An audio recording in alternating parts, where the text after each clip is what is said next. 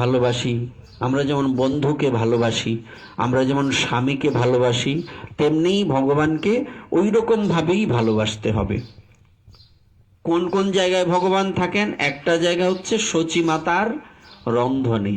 সচী মাতা উনি যখন ভোগ লাগাতেন, তো নিত্য এমনিতেই গোপালের ভোগ আগের থেকেই হতো। তো মহাপ্রভু সন্ন্যাস নেওয়ার পর সচী মাতা উনি ভোগ লাগাতেন গোপালের। ওখানে তো মহাপ্রভুর বিগ্রহ বা চিত্রপট ছিল না, ভোগ লাগাতেন গোপালের। চিন্তা করতেন কার? মহাপ্রভুর। বাইরে বসে চিন্তা করতেন, আমার নিমাই এই দ্রব্যটা খেয়ে খুব আনন্দ পেত, কতদিন তাকে খাওয়াই না, কতদিন ধরে আমার পুত্রের মুখটা দেখি না। মানে ওনার দেখুন, নর্মাল পুত্র শোকটা কি? মাতা পিতাকে অন্ধকারে ডুবিয়ে দেয়, কিন্তু সচী মাতার পুত্র শোকটা এখানে কিরকম? একজন মায়ের পুত্র বিয়োগ হয়েছে, মৃত্যু হয়েছে, কিংবা পুত্র চলে গেছে, হারিয়ে গেছে, এই জন্য মায়ের যে ক্রন্দন বা মায়ের যে দুঃখ বা বেদনা, সচী মাতার বেদনাটা কিন্তু এরকম, সিস্টেমটা এরকমই। ওনার পুত্র ওনাকে ছেড়ে চলে গেছেন, আর কোনোদিন দেখা হবে না, সন্ন্যাস নিয়ে। কিন্তু সবচেয়ে মূল বিষয়বস্তুটা হচ্ছে যে এই পুত্র নয়, ভগবান। এটা হচ্ছে মূল বিষয়বস্তু। উনি যদি ওনার পুত্রের কথা চিন্তা, আসলে সচী মাতা কিন্তু মহাপ্রভুর কথা ভাবতে ভাবতে ভাবতে ভাবতে ওনার শরীর নষ্ট হয়ে গিয়েছিল, একটা সময় ওনার মৃত্যু হয়ে গেল।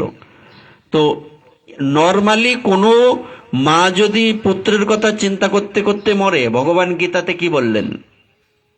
যে অন্তকালে চ মামেব, অন্তিম সময়ে যে যা চিন্তা করতে করতে দেহ ত্যাগ করে, সে পরবর্তী জন্মে ওই রকম ভাবেই প্রাপ্ত করে। ওই যে ভরত মহারাজের মতো এত বছর তপস্যা করার পরেও হরিণ শিশুর কথা ভাবতে ভাবতে পরবর্তী জন্মে হরিণ হলো।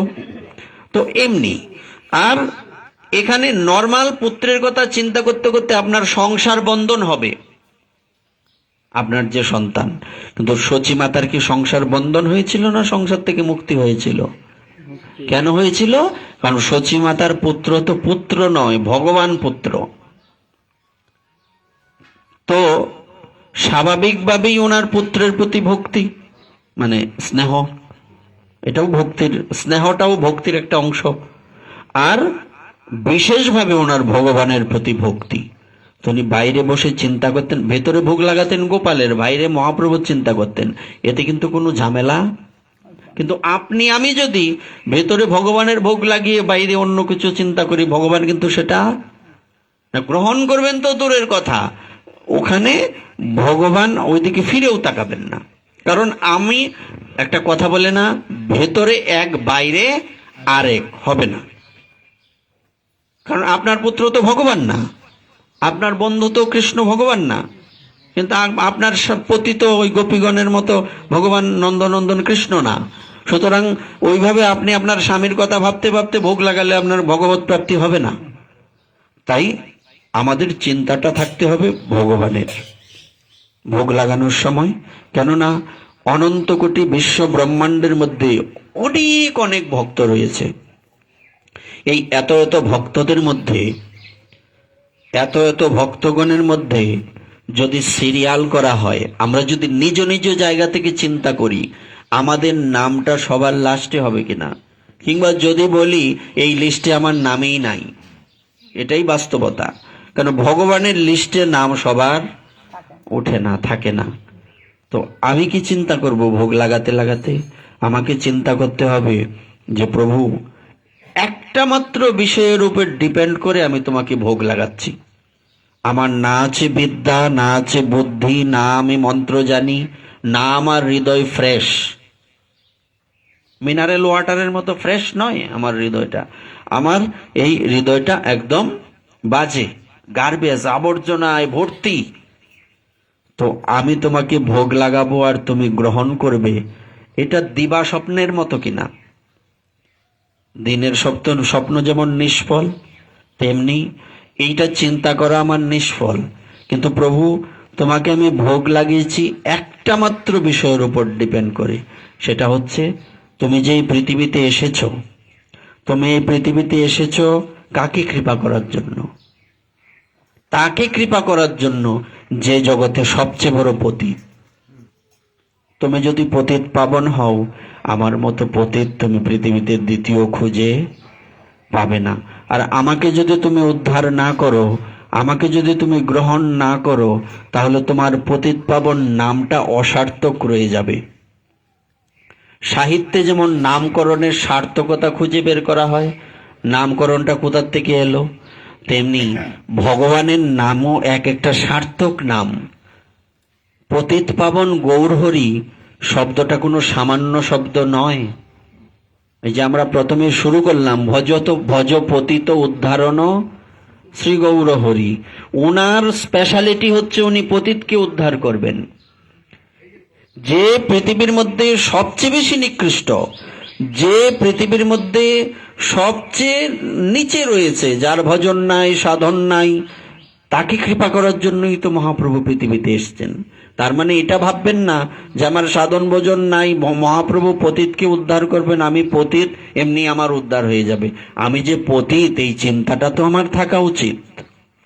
আমি যে, অর্থাৎ এখানে পতিত মানে এই না, এই যে বলে কাঙালের ভগবান, খাও হে কাঙালের ঠাকুর, এটা কোন কোন কথা বলছে? যে গাছতলায় বাস করে ভিক্ষা করে সেই কাঙালের কথা বলছে? ভিখারির কামনা বাসনা আরো বেশি, এই কাঙালের কথা বলেনি। সে যে ভক্তির কাঙাল, যে ভগবানকে পাবার কাঙাল, যে প্রভু কিচ্ছু চাই না, কিছুই দরকার নেই, তুমি এই কৃপা করো যাতে আমার মনটা অনন্তকাল তোমার চরণে থাকে, আমার এই মনটা যাতে কোথাও না যায়। যেমন গোস্বামী তুলসীদাসজি বলছেন, কামি হে প্যারি যিনি, উনি বলছেন, হে রামচন্দ্র, হে রঘুকুল তিলক, হে সীতা নয়নাভিরাম, হনুমন্ত পাদ সেবিত বিগ্রহ লক্ষ্মণাগ্রজ, হে প্রভু, হে করুণা নিধান, হে মর্যাদা পুরুষোত্তম। একটা কামিনীর প্রতি, একজন পুরুষের, কামী পুরুষের যেমন লালসা, একজন কামিনীর প্রতি একটা কামী পুরুষের যেমন আসক্তি, তোমার প্রতি আমার এমন আসক্তি হোক। বলছে, রাখো প্রভু, আর একটু কথা বাকি আছে। বলছে, আর কি কথা? বলছে, একটা সময় দেখা যায় ওই কামী পুরুষ আর ওই কামিনীর মধ্যে ওই আকর্ষণটা থাকে না। এটা কি চিরস্থায়ী থাকে? একটা নির্দিষ্ট সময় থাকে, বাকি সময় থাকে না।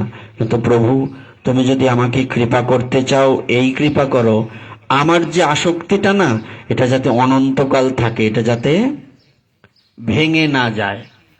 দেখেন ভক্তের চাওয়াটা কোন জায়গায় গিয়ে ঠেকেছে। তো আমাদের লক্ষ্যটা কেমন থাকবে? কেননা আমার যদি এখন মৃত্যু হয়, আমি যদি ভগবানের কথা চিন্তা করতে করতে মরতে না পারি, মহারাজ ভরত এত বড় তপস্বী হয়েও সামান্য হরিণের কথা চিন্তা করতে করতে যদি ওনাকে হরিণ হতে হয়, তাহলে আমি সারাক্ষণ কি চিন্তা করি? আমার কি মানে এই স্কুলের বারান্দায় যাওয়ার মতো ক্ষমতা আছে? আছে কি? যেখানে অ্যাপ্লাস না পেলে আপনি অ্যাপ্লাই করতে পারবেন না, আবেদনই করতে পারবেন না, তার মানে কি? আপনি অ্যাপ্লাস পেলেন না, অর্থাৎ আপনি ওই বারান্দায় যাওয়ার মতো আপনার ক্ষমতা নেই। যেখানে ভরত মহারাজ এত বড় তপস্বী হয়েও ওনার কি হলো? ওনার পরবর্তী জন্মে হরিণ হতে হলো সামান্য একটু ভুলের জন্য। আর আমাদের ভুলের কেমন হিসাব? যদি হিসাব করা হয় তাহলে ভুলের কোনো সীমা পরিসীমা নেই। তো ভগবানকে তখন বলতে হবে, আমার এই নখাগ্র থেকে শিখাগ্র পর্যন্ত অপরাধে ভর্তি, পাপে ভর্তি, আমি তোমার সেবা করব, এটা আমার দৃষ্টতা, আমি তোমাকে পাবো, এটা আমার দিবা স্বপ্ন। তারপরও প্রভু, তুমি যেহেতু পতিত পাবন, যেহেতু কৃপা করতে এসছো, এই অধমের দিকে একটু দৃষ্টিপাত করো, একটু তাকাও। তোমার এই তাকানোটা যদি আমার মতো এই অধমের দিকে পড়ে, পতিতের দিকে পড়ে, হতে পারে আমার হৃদয়ে ভক্তি সঞ্চার হবে। হতে পারে আমিও একটা সময় তোমার ভক্ত রূপে পরিগণিত হতে পারবো, হতে পারে তোমার ভক্তদের যে লিস্ট, সেই লিস্টের মধ্যে আমার নামটা উঠবে। তো আমি ভোগ লাগাতে লাগাতে মহাপ্রভুকে এইভাবেই সেবা দেওয়ার কথা চিন্তা করব। আমি যোগ্য নই, অধিকারী নই, কিন্তু তুমি তো পতিত পাবন, তোমার এই পতিত পাবন নামটা জেনে আমি তোমার চরণে শরণ নিয়েছি। চতুর্দিকে খুঁজে দেখেছি, আমাকে কেউ কৃপা করবেন এমন গুণ কারো মধ্যে নাই, একমাত্র এই গুণটা তোমার মধ্যে পেয়েছি। হে গৌর হরি, হে নিত্যানন্দের প্রাণের ভাইয়া, হে শচীনন্দন জগন্নাথ সুত, যদি চাও, যদি তুমি তোমার নামটাকে সার্থক করতে চাও, আমার মতো এই পথিতের দিকে একটিবার দৃষ্টিপাত করো, যাতে আমার হৃদয়েও তোমার চরণে ভক্তি জাগ্রত হয়, আমারও তোমার সেবা করার মানসিকতা জাগে, শচী মাতার মতো, মালিনী দেবীর মতো, কিংবা সীতা দেবীর মতো। আমারও হৃদয়ে যাতে দময়ন্তী দেবীর মতো ভালোবাসা, ভক্তি, শ্রদ্ধা জাগ্রত হয়, আমারও সেই বিদুরের স্ত্রীর মতো তোমার প্রেমে আসক্ত হয়ে তোমাকে দর্শন করে সবকিছু ভুলে কলা ফেলে কলার খোসাগুলি, কলার বাকলগুলি তোমার মুখে তুলে দিচ্ছিল। তো আমারও যাতে তাদের মতো তো হওয়া সম্ভব নয়। মতো হয় কি? কোনোদিন কারো মতো হওয়া যায় না, আর হওয়া সম্ভবও নয়, দরকারও নাই। অর্থাৎ শচীমাতার যেরকম ভক্তি, সেই ভক্তির একটা কণাও যদি আমার মধ্যে আসে তাতেই তো যথেষ্ট। উনি তো আর আমাদের মতো সামান্য ব্যক্তি নন যে ওনার ভক্তি, আমার ভক্তিটা ওনার সমান হয়ে যাবে, এটা তো কোনোদিন সম্ভব নয়। তাই ভগবানকে যখন ভোগ লাগাবো তখন চিন্তা করবো, ওই যে বলে খাও হে আমার প্রাণের গোড়া, এই কথাটা কি মানে কি? যেমন আমাদের গুরুদেবের জীবনীতে পাই, বাবা যখন দুপুরবেলা স্কুল থেকে ফিরতেন, ছোট তখন তখন উনি বলছিলেন একদিন যে আমার মা গৃহস্থ কিনা, প্রতিদিন ভোগারতি গাওয়া কি সম্ভব হয়? এত বড় ভোগারতি সম্ভব নয়। ভোগ লাগিয়ে বাইরে করতাল বাজিয়ে শুধু বলতেন যে খাও হে কাঙালের ঠাকুর, আর ওই দাঁড়িয়ে দাঁড়িয়ে কাঁদতেন। আমি তো আর বুঝতাম না, গিয়ে ধাক্কা দিতাম, মা খিদে পেয়েছে, মা খেতে দাও। তখন আমার বাবা বলতেন, মানে দাদু, বাবার বাবা, গুরুদেবের বাবা, মাধব, মাকে যথার্থ ভজন করতে দাও, বিরক্ত করো না। তখন তো বুঝতাম না আসলে কি ওইটা, এই প্রেম ভক্তিটা, চোখের জলটা ওনার ডিএনএর মধ্যে আছে। আর উনি বলছিলেন যে আমার মাকে যখন কাঁদতে দেখেছি, ওনার কান্নায়, তো মাটি না, ওই মাটি ভিজে একদম, বৃষ্টি এলে যেমন ভিজে যায় এরকম ভিজে যেত। আমরা বাবার জীবনীতে পাই, বাবাকে আমরা দেখেছি, এই চোখে দেখেছি, সৌভাগ্য হয়েছে যে উনি যখন ভজনের সময় ক্রন্দন করতেন তখন ওনার গায়ের উত্তরীয়টা নিংড়ানো যেত। গামছাটা বা উত্তরীয়টা বা ধুতিটা জলে ধুলে যেমন নিংড়াতে হয়, তো ওই উত্তরীয়টা নিংড়াতে হতো, জল এরকম ভাবে পড়তো, এবং ওনার চোখের জল, নাকের জল, মুখের জল। আসলে বলবার অর্থ হচ্ছে, আমি জিজ্ঞাসা করছিলাম, বাবা আপনি এত কাঁদেন কিভাবে? তখন উনি বলছিলেন, শোনো, আগে মিলন হয় না আগে বিরহ হয়? আগে তো মিলন, মিলন না হলে তো বিরহ হবে না। আমার যার সাথে আমি আর মিলন হয়েছে তার সাথে বিরহ হবে, যার সাথে মিলনই হয়নি বিরহ হবে কি? হবে না। তো যে ব্যক্তির ভগবানের প্রতি ভক্তির অনুভূতি জাগ্রত হয়নি, ওই ব্যক্তি এইভাবে কাঁদতে পারবে না। তো নর্মালি যে সবাই কাঁদে, বলছে বিভিন্ন দিক আছে, ভগবানের করুণার কথা ভাবলেও তো কান্না আসে, কিংবা আরেকজনের কান্না দেখলেও কান্না আসে, আবার কিংবা এই কি বলে, নিজের সংসারের যন্ত্রণার কথা ভাবলেও কান্না আসতে পারে। এইগুলি তো প্রেম ভক্তির কান্না নয়। প্রেম ভক্তির কান্না কোনটা না? প্রেম ভক্তির কান্না হচ্ছে আমার আগে মিলন হয়েছে ভগবানের সাথে, তারপর ভগবানকে আমি পাচ্ছি না, তাকে পাওয়ার জন্য যে আকুলতা, ব্যাকুলতা। রামকৃষ্ণ পরমহংসদেব বলছেন না, কৃষ্ণ প্রাপ্তির দুটো কথা, আকুলতা আর ব্যাকুলতা। এই দুটো জিনিস ভেতরে না থাকলে কৃষ্ণ প্রাপ্তি কোনোদিনই সম্ভব হবে না। সুতরাং যখন ভোগ লাগাবো, ভগবানের সেবা করব, তখন বন্দময়ী সাবধান মতে, আছে না, সেবাটা তো সাবধানতার জিনিস, সেবাটা তো মনের বিষয়, যে আমি কতটুকু হৃদয় থেকে ভগবত সেবা করতে পারলাম, কতটুকু ভালোবেসে ভগবানকে সেবা করতে পারলাম, কতটুকু তাকে আমি আমার ভাবতে পারলাম, আমার বোধ, আমার বাড়ি, আমার ছেলে, আমার মেয়ে, আমার স্ত্রী, আমার স্বামী, আমার লোটা ঘটি কম্বল ইত্যাদি, এই যে আমার বোধটা, এই আমার বোধটাকে ট্রান্সফার করতে হবে। অর্থাৎ আমার যে বাড়ির প্রতি আমার বোধ, সন্তানের প্রতি আমার বোধ, এই আমার বোধটা গোবিন্দের প্রতি নিতে হবে, মহাপ্রভুর প্রতি নিতে হবে। এটাই ভক্তি। মদ্দা কথা হচ্ছে এটাই আমাদের প্রাপ্তির বিষয়, অন্য কিছু নয়। সুতরাং এই যে খাও হে আমার প্রাণের গোড়া, আমার প্রাণের গোড়া শব্দটা কিন্তু সহজ না। আমি তোমার কথাটা সহজ, আমি যদি কি বলে, আমি যদি এটা নাও বলি আমি তোমার, তাও তো আমি তোমার, কিন্তু তুমি আমার কথাটা কিন্তু সহজ নয়। তাকে কি আমি আমার করতে পেরেছি? পারিনি। তাকে আমার করতে হবে। খাও হে আমার প্রাণের গোড়া, কিংবা খাও হে আমার প্রাণের নিমাই। সচিমাতা ওই বাইরে বসে বসে ওই ভাবতেন নিমাইয়ের কথা, কিন্তু ভোগ লাগিয়েছেন গোপালের। কিন্তু ওনার পুত্র যেহেতু ভগবান, সেই কারণে ওনার পুত্র স্নেহটা ভক্তিতে পরিণত হয়েছে, তোমার আমারটা হবে না। ওখানে পুত্রের জায়গায় গোপালকে বসাও, কিংবা পুত্রের জায়গায় গৌরকে বসাও, মহাপ্রভুকে বসাও, নিতাই চাঁদকে বসাও, দেখবে অটোমেটিক্যালি সেই কৃপা হয়ে যাবে। নতুবা সম্ভব নয়। সম্বন্ধ না করলে খড়কুটোর মতো ভেসে যেতে হবে, হারিয়ে যেতে হবে, কোনোদিন ধরে রাখা সম্ভব নয়। আগে সম্বন্ধ, একজনের সাথে একজনের প্রতি একজনের মায়া কখন আসে? একদিনে হয়? মুহূর্তের মধ্যে হয়? হবে না। একজনের সাথে দেখা হলো, কথা হলো, মনের মিল হলো, হতে হতে হতে হতে সম্বন্ধটা এমন একটা জায়গায়, যেমন চুম্বক আর লোহার মতো হয়ে গেল না, তখন গিয়ে এটা ভালোবাসা হয়। যদিও পৃথিবীতে ভালোবাসা শব্দটা নাই, যা দেখতে পাচ্ছি এটা হচ্ছে ভালোবাসার ছায়া।